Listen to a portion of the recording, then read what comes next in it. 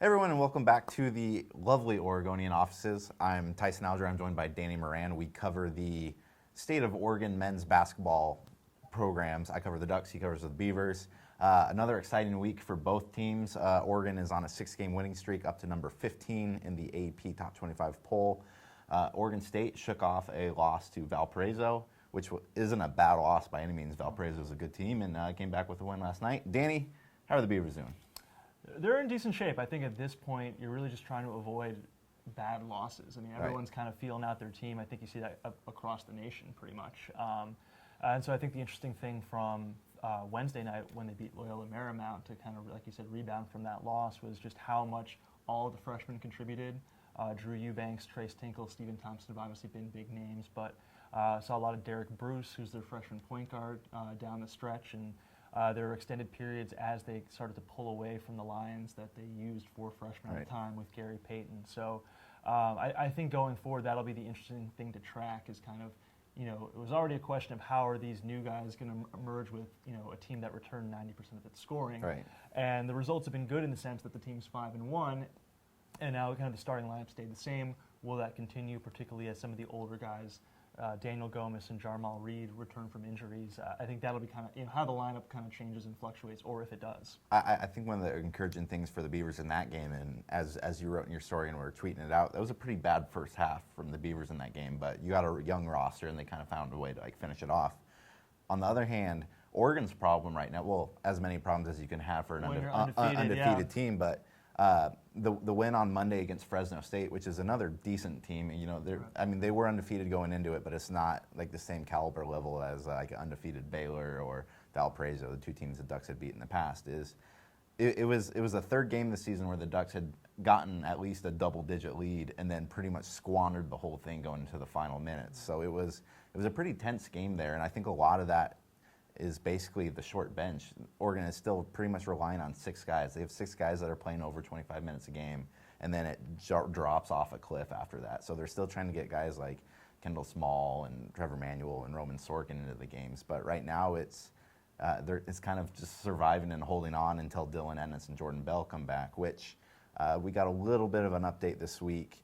Jordan Bell maybe about another week or 2 out, and Dylan Ennis, Dana Altman said, will probably be back around Christmas, which Altman kind of seemed to say that, it's still going to be a while, but I think there was a lot of people that were worried that Ennis might miss some time going into Pac-12 play. Right. So if you're getting Bell and Ennis back before Pac-12 play even begins, the Ducks are looking pretty strong right now. Yeah, and already, like you said, to have had those injuries and play a couple of their opponents like Baylor and Valpo and come away undefeated to be 15 in the country, in pretty good shape right now. Yeah, and so it's going to be a fun week for them just to kind of gauging them up-wise, because their first 6 games have been at home. They go on the road this week. They'll be at UNLV on Friday. I believe UNLV is 6-1, and they have a really nice win against Indiana, and it's going to be at the MGM Grand, and it's expected to be a sellout. So that's kind of tough to go from not playing any road games to a sellout on the road. So it'll be interesting, and that's to take it to Oregon State too. I mean, since the last time we've done one of these videos, they've won their 2 road games, against Rice and Santa Barbara, who aren't of the caliber of the mid majors like Valpo or an Iona, like they've already beaten. But Oregon State had only 2 road wins all of last year, and so to kind of get that's a big step forward. It was a big step forward, and the games were played within less than 48 hours of each other. You got to have all that travel built in, so. That was kind of a step, and I think for any team right now to kind of be playing well, just like I said, avoiding those bad losses early is something big to look out for. For Oregon State too, shooting the ball pretty well, just under 40% from 3 as a team, after shooting 32% last year, which is the lowest in the Pac-12. So the offense is there and starting to kind of click, and there are a lot more options and weapons, and that's clearly evident. The defense is something I think to look out for. I mean, particularly a team like Oregon who can really fill it up. I mean, they haven't faced a caliber of offense to that degree that will make them pay yet, but that's something to also track. Daniel Gomez, their big senior center, who's been out with a broken hand, had a little bit of a setback. They're kind of trying to figure out exactly what his time frame is. He's been kind of back doing some work at practice.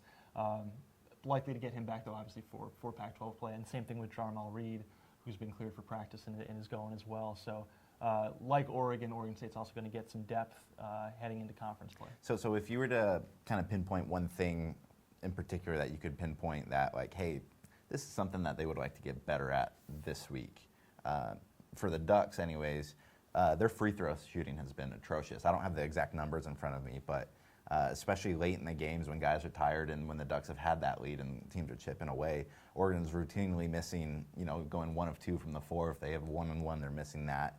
It was slightly better against Fresno State, but they had a really bad stretch there where they were maybe shooting, like as a team, like 60% from the line.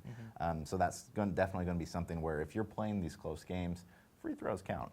Right, yeah, well, it's funny that you say that because Oregon State, their exhibition game, their first game of the year against Northwest Christian, they were about 50% from the line. Yeah. And since then, that's really greatly improved. Trace Tinkle, who hasn't shot the ball great, but obviously he has gotten to the line more than anybody. I mean, he really knows how to rebound and kind of use his body on the block to be able to draw contact, and he's really helped push that number up. And I think they were 15 of 18 in the Loyola Marymount game, a game that Loyola Marymount shot 2 free throws. They were 0 for 2 from the line. I didn't see that stat. That's pretty impressive. But I mean, actually, Wayne Tinkle said after the game, because I asked him about that, what does that say? Like, what does that mean to you? And he actually, took it as a negative for Oregon State and saying that the defense was not aggressive enough. Right, and so I think that he didn't say hashtag Pac-12 refs. No, he did not. Yeah, he did not choose an opportunity to go after the refs, which I gave it to him, but he didn't go there. But no, Even though they were in his favor. Right, but just it was a more physical game. I think that was the surprising thing. I mean, we saw so many games early in the season where everything's being called because of the new rules about kind of what contact you can have, and that was not really in effect the other night. But I think the defensive intensity and communication, which you would think that may come a little bit better once a player like Gomez comes back. But I think if they're behind schedule on anything, it would be the defensive end.